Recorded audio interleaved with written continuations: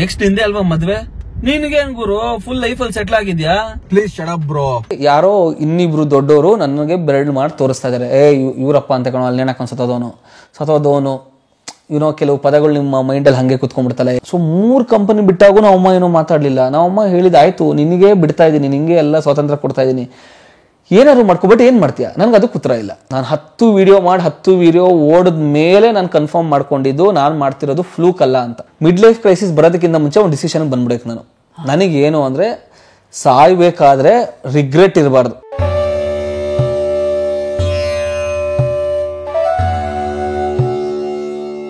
ನಿನ್ನೆ ಒಂದು ವಿಡಿಯೋ ಮಾಡಿದ್ದು ನನ್ನ ಮಗ ಶೂಟ್ ಮಾಡ್ದ.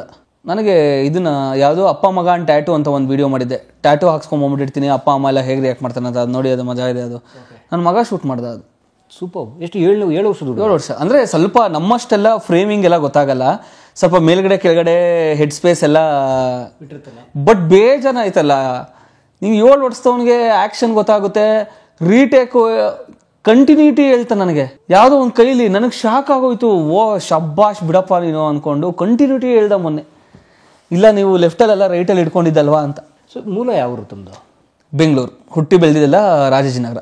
ನಮ್ಮ ತಾತ ಬೆಂಗಳೂರಿಗೆ ಬಂದು, ಅಂದರೆ ಅಪ್ಪ ಬೆಂಗಳೂರಿಗೆ ಬಂದು ಸೆಟಲ್ ಆಗಿರೋದು. ಅವರೆಲ್ಲ ಕುಣಿಗಲ್ ಆ ಸೈಡು. ನಾವು ಅಮ್ಮ ಬಂದು ಹಿರೇಹಳ್ಳಿ, ಯಾವುದು ಪಂಡಿತ್ನಳ್ಳಿ, ತುಮಕೂರು ಅದು ಬರುತ್ತೆ, ಬಟ್ ಈ ಸೈಡ್ ಬರುತ್ತೆ. ತುಮಕೂರು ಹಿರೇಹಳ್ಳಿ ರೈಲ್ವೆ ಸ್ಟೇಷನ್ ಇದೆಯಲ್ಲ, ರೈಲ್ವೆ ಸ್ಟೇಷನ್ ಕ್ಯಾತ್ಸಂದ್ರ ಪಕ್ಕ, ಕ್ಯಾತ್ಸಂದ್ರದ ಹಿಂದೆ. ನಿಮ್ದು ಅದೇ ಊರಾ? ಇಲ್ಲ, ನಾವು ಸಿದ್ಧಗಂಗಾ ಮಠಕ್ಕೆ ಹೋಗ್ತೀವಲ್ಲ. Okay okay. ಹಾಂ, ಹಿರೇಹಳ್ಳಿ, ನಂದಿಹಳ್ಳಿ ಅವೆಲ್ಲ ಇದಾವಲ್ಲ. ಹಾಂ, ಇದು ನಮ್ದು ಕೋಳಿಹಳ್ಳಿ ಅಂತ.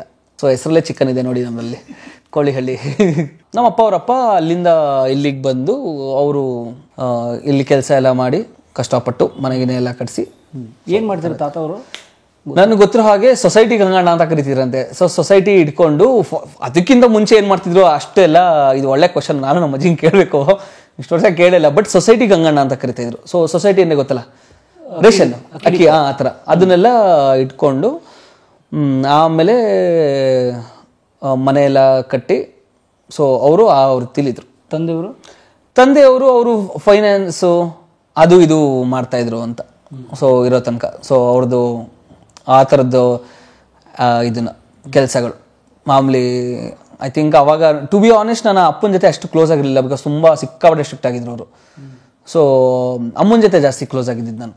ಬಟ್ ನನಗೆ ಗೊತ್ತಿರೋ ಹಾಗೆ ಅವ್ರಿಗೆ ಇದನ್ನ ಅದೇ ಲಾಸ್ಟ್ ಇದು ಮಾಡಿದ್ದೆ, ಫೈನಾನ್ಸ್ ಏನೋ ಮಾಡೋದಕ್ಕೆ ಹೋಗಿ ಅಲ್ಲಿ ಕೈ ಸುಟ್ಕೊಂಡಿದ್ದು ಒಂದು ವ್ಯವಹಾರ. ಅದು ಎಷ್ಟು ಲಾಸ್ ಆಗಿತ್ತು ಆ ಕಾಲದಲ್ಲಿ? ಅಂದರೆ ಜೀವ ಕಳ್ಕೊಳ್ಳೋಷ್ಟು ಹಣ ಎಷ್ಟದು? 5 ರಿಂದ 10 ಲಕ್ಷ ಇರ್ಬೋದೇನೋ. ನನಗೆ ಇವಾಗ ಯೋಚನೆ ಮಾಡೋದಕ್ಕೆ ಹೋದರೆ ಹಣ ಒಂದೇ ಉದ್ದೇಶ, ಹಣ ಒಂದೇ ಕಾರಣ ಇತ್ತೋ, ಇಲ್ಲಾಂದರೆ ನೀವು ಜೊತೆಗೆ, ಬಿಕಾಸ್ ನಂಗೆ ತುಂಬ ಮನೆಗಳ ಚೆಕ್ ಎಲ್ಲ ನೋಡಿದ ನೆನಪು, ಶ್ಯೂರಿಟಿ ಎಲ್ಲ ಹಾಕ್ಸ್ಕೊಂಡು ಕೈ ಎತ್ತಿರೋದು. ಸೊ ಹಣ ಒಂದೇ ಕಾರಣ ಇತ್ತೋ, ಇಲ್ಲಾಂದರೆ ನಮ್ದವ್ರು ಕೈ ಕೊಟ್ಟರು ಅನ್ನೋ ಒಂದು ಅದ್ರ ಜೊತೆ ಕಾರಣ ಇತ್ತೋ ನನಗೆ ಗೊತ್ತಿಲ್ಲಪ್ಪ. ನನಗೆ ಬಟ್ ಸುಮಾರು ವರ್ಷ ಆಯಿತು ನಮಗೂ ತೀರ್ಸೋದಕ್ಕೆ. ಬಟ್ ಇವಾಗೆಲ್ಲ ಯೋಚನೆ ಮಾಡಿದ್ರೆ ಕೆಲವು ಈ ಸೂಸೈಡ್ ಅನ್ನೋದಕ್ಕೆಲ್ಲ ನಿಮಗೆ ಉತ್ತರನೇ ಸಿಗಲ್ಲ. ಅವ್ರ ತಲೆಯಲ್ಲಿ ಏನು ನಡೀತಿತ್ತೋ ನಾವು ಬರೀ ಕೂತ್ಕೊಂಡು ಊಹೆ ಮಾಡ್ಕೊಬಹುದು, ನಾವು ಡಯಾಗ್ನೋಸಿಸ್ ಮಾಡ್ಕೊಬಹುದು. ಬಟ್ ಅವ್ರವ್ರ ತಲೆಯಲ್ಲಿ ಏನು ನಡೀತಿತ್ತೋ ಅದೇರಿಗೆ ಗೊತ್ತು. To be honest, it was normal middle class. Maybe 2 ಥರ, ಒಂದು ಕಷ್ಟ ಇದ್ರೂ ನಿಮಗೆ ಗೊತ್ತಾಗದಿರಂಗೆ ಬೆಳೆಸಿದ್ದಾರೆ ಅನ್ಸುತ್ತೆ ನನಗೆ. ಇವಾಗ ಯೋಚನೆ ಮಾಡಿದ್ರೆ ನನಗೆ ಯಾವತ್ತೂ ಕಷ್ಟನೇ ಅನಿಸ್ಲಿಲ್ಲ. ಐಶ್ವರ್ಯ ವೈಡೂರ್ಯಗಳಿಂದ ನಿಮ್ಗೆ ಏನು ಸ್ಪೆಷಲ್ ಅಂತ ಇಲ್ಲ, ನಾರ್ಮಲ್ ಚೈಲ್ಡ್ಹುಡ್. ಬಟ್ ನಾನು ಇವಾಗ ಯೋಚನೆ ಮಾಡಿದ್ರೆ ಮೇ ಬಿ ಕಷ್ಟಗಳು ಇದ್ರೂ ಅದನ್ನು ನಮಗೆ ತಾಗಿಸ್ತಿರೋಂಗೆ ಬೆಳೆಸಿದ್ದಾರೆ. ಅಂದರೆ ಊಟಕ್ಕೆ ಬಟ್ಟೆಗೆ ನನಗೆ ಯಾವತ್ತೂ ಏನು ತೊಂದರೆ ಅಂತ ಅನಿಸಿಲ್ಲ. ಇವಾಗ ನೀವು ಅಕಸ್ಮಾತ್ ಸೈಕಲ್ ತೊಗೊತೀರೋ, ನನ್ನ ಹತ್ರ ಸೈಕಲ್ ಇರ್ತಿರ್ಲಿಲ್ಲ.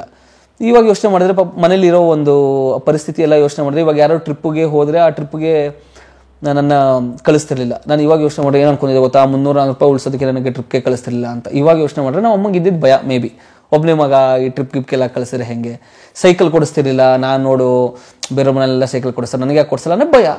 ಒಬ್ಬನೇ ಮಗ ಮತ್ತೆ ಸೈಕಲ್ ತೊಗೊಂಡೋಗಿ ಏನಾರು ಇದಾಯಿತು ಅಂತ ಅಂದರೆ. ಬಾಲ್ಯ ಐ ಹ್ಯಾಡ್ ಅ ವೆರಿ ನನಗೆ ಚೆನ್ನಾಗಿತ್ತು ಅನಿಸ್ತು. ಅಂದರೆ ಅವಾಗ ಅಪ್ಪನ ಅಷ್ಟು ಮಿಸ್ ಮಾಡ್ಕೊಂಡಿಲ್ಲ, ಬಿಕಾಸ್ ನನಗೆ ಅಷ್ಟು ಟಚ್ಚಲ್ಲೇ ಇರ್ತಿರ್ಲಿಲ್ಲ ನನಗೆ. ಅಂದರೆ ನನಗೆ ಅಂಥ ಬಾಂಡಿಂಗೇ ಇಲ್ಲ. ಅಮ್ಮ ಅಮ್ಮ ಅಮ್ಮ ಅಮ್ಮ ಅಮ್ಮ ವಾಸ್ ಎವ್ರಿಥಿಂಗ್, ಆ ಟೈಪ್ಸು. ಆ್ಯಂಡ್ ಅಮ್ಮನೂ ಅಷ್ಟೇ, ಅದನ್ನು ಒಂದು ಆ ಕೊರಗೆ ಬರ್ದಿರೋ ಥರ ನೋಡಿಕೊಂಡ್ರು. ಮತ್ತು ಇನ್ನೊಂದೇನೋ ತುಂಬ ಸ್ಟ್ರಿಕ್ಟಾಗಿ ಬೆಳೆಸಿದ್ರು. ಸೊ ಓದು ಮನೆ 2ರಲ್ಲೇ ಇತ್ತು ಬಾಲ್ಯ. It was nice. ನಮ್ಮ ಅತ್ತೆಯವರೆಲ್ಲ ಇದ್ದರು, ಅವರು ನಮ್ಮನ್ನ ನೋಡ್ಕೊತಿದ್ರು. ಅಂದರೆ ಎಲ್ಲ ಚೆನ್ನಾಗಿ ಪೀಪಲ್ ಅವರ್ ಎಷ್ಟೇ ಸಮಾಜ ನಿನ್ನ ಒಂಥರ ಕೆಟ್ಟದಾಗಿ ಇದನ್ನ ಮಾಡ್ಕೊಳಕ್ಕೆ ಹೋದ್ರೂ ದೇರ್ ವರ್ ಆಲ್ವೇಸ್ ಪೀಪಲ್ ನಿನ್ನ ಚೆನ್ನಾಗಿ ಟ್ರೀಟ್ ಮಾಡೋರು ಇದ್ದೇ ಇದ್ರು ಅಂತ ನನಗೆ ಇವಾಗ ಅನ್ಸೋದು. ನನಗೆ ಯಾವಾಗ ಬೇಜಾರಾಯಿತು, ಇವಾಗ ನೆನ್ಸ್ಕೊಂಡ್ರೆ ಯಾವಾಗ ಬೇಜಾರಾಯಿತು ಅನ್ನೋ 5ನೇ ಕ್ಲಾಸ್ ಹುಡುಗನ, 4ನೇ ಕ್ಲಾಸ್ 5ನೇ ಕ್ಲಾಸ್ ಹುಡುಗ ಅಲ್ವಾ. ಅಪ್ಪ ತಿರ್ಕೊಂಡಿದ್ದ ದಿವಸ ನಾನು ಊರಲ್ಲಿದ್ದೆ. ಊರಿಂದ ಮನೆಗೇನೋ ಕರ್ಕೊಂಬಂದು ತಿಂಡಿ ಎಲ್ಲ ತಿನ್ನಕ್ಕೆ ಕರ್ಕೊಂಡು ಹೋಗ್ತಾರೆ. ಯಾರೋ ಬಂದು ಹೋಗ್ಲಿ ಪಾಪ ಒಂದು ತಿಂಡಿ ತಿನ್ನಿಸಿ ಅಂತ. ಅಲ್ಲಿ ತಿಂಡಿ ತಿಂತಿರ್ಬೇಕಾದ್ರೆ ಯಾವುದೋ ಒಂದು ಸಾಗರ್ ಗೀಗರ್ ಹೋಟೆಲಲ್ಲೋ ರಾಜಾಜಿನಗರ ಮೇನ್ ರೋಡಲ್ಲಿ ಯಾರೋ ಇನ್ನಿಬ್ರು ದೊಡ್ಡವರು ನನಗೆ ಬೆರಳು ಮಾಡಿ ತೋರಿಸ್ತಾ ಇದ್ದಾರೆ. ಇವರಪ್ಪ ಅಂತ ಕಣೋ, ಅಲ್ಲಿ ನೆನಕೊಂಡು ಸತೋದವನು ಇವನೋ ಕೆಲವು ಪದಗಳು ನಿಮ್ಮ ಮೈಂಡಲ್ಲಿ ಹಾಗೆ ಕುತ್ಕೊಂಡ್ಬಿಡ್ತಲ್ಲ, ಎಷ್ಟೋ 20-25 ಲಕ್ಷನೋ ಎಷ್ಟೋ ಸಾಲ ಮಾಡ್ಬಿಟ್ಟಿದ್ದಂತೆ, ಹೋಗ್ಬಿಟ್ಟು ಅವ್ನು ನೋಡು ಅಂತ. ನನಗೆ ಇವಾಗ ನೆನ್ಸ್ಕೊಂಡ್ರೆ ಹೇಗೆ ಅಂದರೆ ಜನರಲ್ ಅಷ್ಟು ಸೂಕ್ಷ್ಮ ಒಂದು ಸೂಕ್ಷ್ಮ ಬುದ್ಧಿ ಇರಬಾರ್ದ. ನಿನಗೆ ಯಾರ ಮುಂದೆ ಏನು ಮಾತಾಡಬೇಕು, ಚಿಕ್ಕವನೋ ದೊಡ್ಡವನೋ, ಇವಾಗ ತಾನೇ ಏನೋ ಒಂದು ಕಳ್ಕೊಂಡಿದ್ದಾನೆ, ಅವನ ಮುಂದೆ ಹೆಂಗಿರಬೇಕು.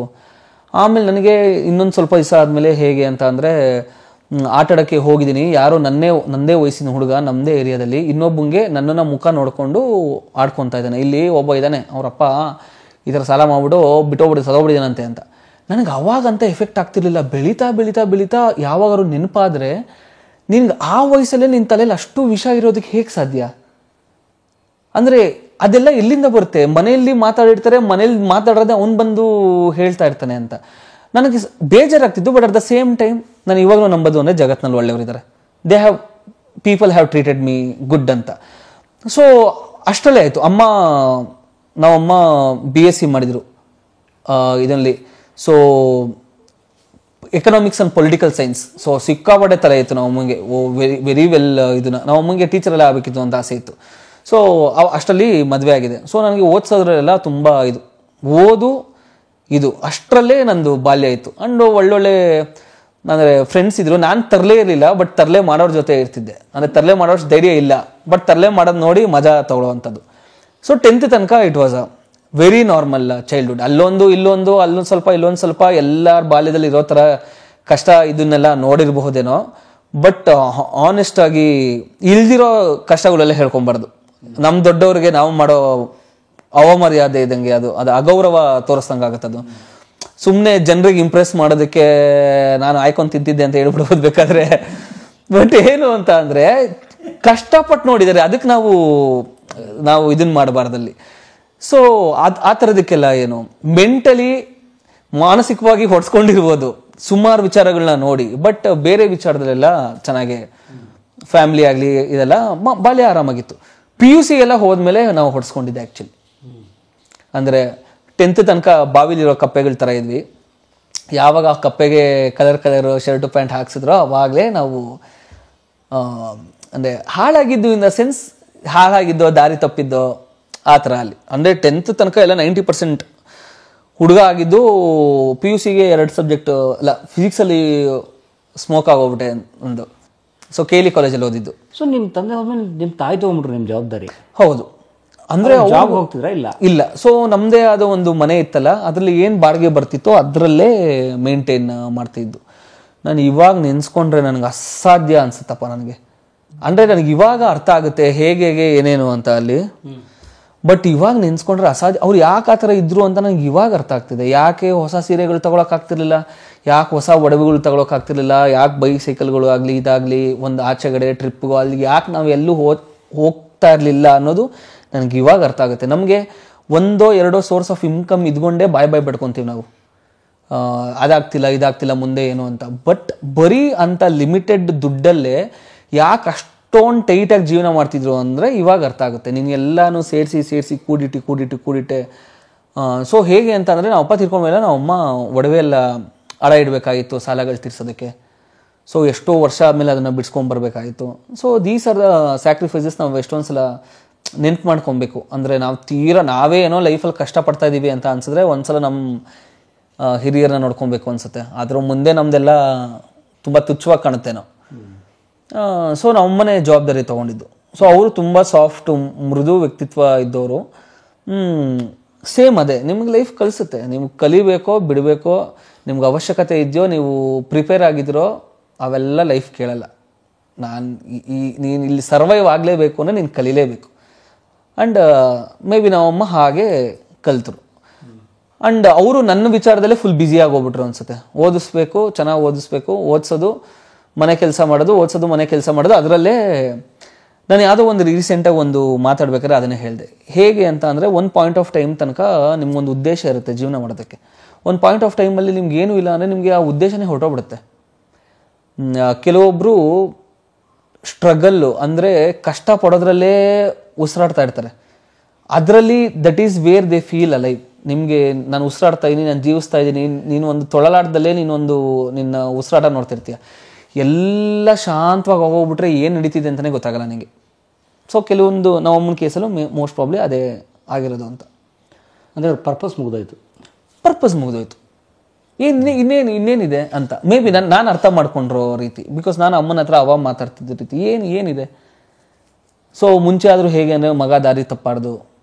ಇವಾಗ ಎಲ್ಲರೂ ನೀವೇನೇ ನಮ್ಮ ಮನೆ ಒಳಗಡೆ ಏನೇ ಕಷ್ಟಗಳು ಏನೋ, ಇವಾಗ ಜಸ್ಟ್ ಎಕ್ಸಾಂಪಲ್, ನಿಮ್ಮ ತಂದೆ ಏನೋ ಒಂದು ಬಿಸ್ನೆಸ್ ಮಾಡೋದಕ್ಕೆ ಹೋಗ್ತಾರೆ, ಯಾರೂ ಲಾಸ್ ಆಗಬೇಕು ಅಂತ ಬಿಸ್ನೆಸ್ ಮಾಡಲ್ಲ, ಕೈ ಸುಟ್ಕೊತಾರೆ, ಟಚ್ ವುಡ್ ನಾನು ಹೇಳ್ತಿರೋದು ಒಂದು ಎಕ್ಸಾಂಪಲ್, ಕೈ ಸುಟ್ಕೊತಾರೆ. ಆಚೆ ನಮ್ಮ ಒಳಗೆ ಏನು ನಡೀತಿದೆ ಅಂತ ನಮ್ಮ ಫ್ಯಾಮಿಲಿಯವ್ರು ಮಾತ್ರ ಗೊತ್ತು. ಹೊರಗಿನಿರೋರು ಎಷ್ಟು ಈಸಿಯಾಗಿ ಹೇಳ್ಬಿಡ್ತಾರೆ, ಅವ್ನಿಗೆ ಯಾಕೆ ಬೇಕಾಗಿತ್ತು, ನನ್ನ ಮಗ ದುಡ್ಡು ಹಾಳು ಮಾಡ್ಬಿಟ್ಟ ಅಂತ ಹೇಳ್ತಾರೆ. ಬಟ್ ಅವ್ರಿಗೆ ಮಾತ್ರ ಗೊತ್ತಿರುತ್ತಲ್ಲ ಏನೇನು ಒಳಗಡೆ ನಡೆದಿರುತ್ತೆ, ನಾವೇನು ಮಾಡೋದಕ್ಕೆ ಪ್ರಯತ್ನ ಪಟ್ವಿ, ನಾವು ಹೆಂಗೆ ಇದು ಮಾಡಿದ್ವಿ ಅಂತ. ಸೊ ಆಚೆಯಿಂದ ನೋಡೋದಕ್ಕೆ ಬೇರೆ ಥರ, ಒಳಗೆ ಅವ್ರಿಗೆ ಏನು ನಡೀತಿದೆ ಅನ್ನೋದೇ ನಮಗೆ ಅರ್ಥ ಮಾಡ್ಕೊಳ್ಳೋದಕ್ಕಾಗಲ್ಲ. ಒಂದು ತುತ್ತು ಕಮ್ಮಿ ತಿಂದ್ರು ಮುಖದ ಮೇಲೆ ಒಂದು ಗೆರೆ ಚೇಂಜ್ ಆದ್ರೂ ನಮಗೆ ಗೊತ್ತಾಗ್ಬಿಡುತ್ತೆ ಕಣ. ಪಿ ಯು ಸಿ ಆಮೇಲೆ ಡಿಗ್ರಿ. ಪಿ ಯು ಸಿ ಅಂದರೆ ಅವಾಗಲೇ ಇಮಿಡಿಯೇಟಾಗಿ ಕಟ್ಕೊಂಡೆ ಇದನ್ನ ವಾಡಿ ಕಾಲ್ ಸಪ್ಲಿಮೆಂಟ್ರಿಲೇ. ಆಮೇಲೆ ತಿರ್ಗಾ BCA ಮಾಡಿದೆ. ಡಿಗ್ರಿ ಮಾಡಿದ ತಕ್ಷಣ ನಂಗೆ ಅರ್ಥ ಆಗೋಯ್ತು, ನಾನು ನಿನ್ನ ಓದಿದ ಮೇಲೆ ನನಗೆ ಇಂಟ್ರೆಸ್ಟ್ ಹೊಟ್ಟೋಗಿದೆ. ಸೊ ಡಿಗ್ರಿ ಮುಗಿಸಿದ ತಕ್ಷಣ ಕೆಲಸ ಮಾಡೋಕ್ಕೆ ಸ್ಟಾರ್ಟ್ ಮಾಡಿಬಿಟ್ಟೆ. ಸೊ 21 ಕೆಲಸ ಮಾಡೋದಕ್ಕೆ ಸ್ಟಾರ್ಟ್ ಮಾಡಿದೆ. ನಾನು ಏನು ಕೆಲಸ? ಸಾಫ್ಟ್ವೇರಲ್ಲೇ ಇದ್ದೆ ನಾನು. NTT ಡೇಟಾ ಅನ್ನೋ ಒಂದು ಕಂಪನಿ ಇತ್ತು. ಸೊ ಅಲ್ಲೇ ಸುಮಾರು 7 ವರ್ಷ ಕೆಲಸ ಮಾಡಿದೆ ನಾನು. ಸೊ ಅಂದರೆ ಒಂದು 2-3 ಕಂಪ್ನಿ ಮಧ್ಯದಲ್ಲಿ ಜಾಯ್ನ್ ಆಗಿ ಮತ್ತೆ ಅದೇ ಕಂಪ್ನಿಗೆ ಬಂದು ಆ ಥರ ಎಲ್ಲ ಆಗಿದೆ. ಬಟ್ ಸಾಫ್ಟ್ವೇರಲ್ಲೇ ನಾನು 7 ವರ್ಷ ಇದ್ದೆ ನಾನು. ಬಟ್ ಅಷ್ಟರಲ್ಲಿ ನನಗೂ ಬುದ್ಧಿ ಬರೋದಕ್ಕೆ ಸ್ಟಾರ್ಟ್ ಆಯಿತು. ಅಂದರೆ ಹೇಗೆ ಅಂತ ಅಂದರೆ, ಇವಾಗ ಏನು ಮಾಡ್ತಾ ಇದ್ದೀನಿ ಅವೆಲ್ಲ ಟೈಮ್ ವೇಸ್ಟು, ಮನೇಲಿ ಒಬ್ಬರೇ ಇದ್ದಾರೆ, ನಾನು ದುಡಿಬೇಕು, ನಾನು ಜವಾಬ್ದಾರಿ ತೊಗೊಬೇಕು.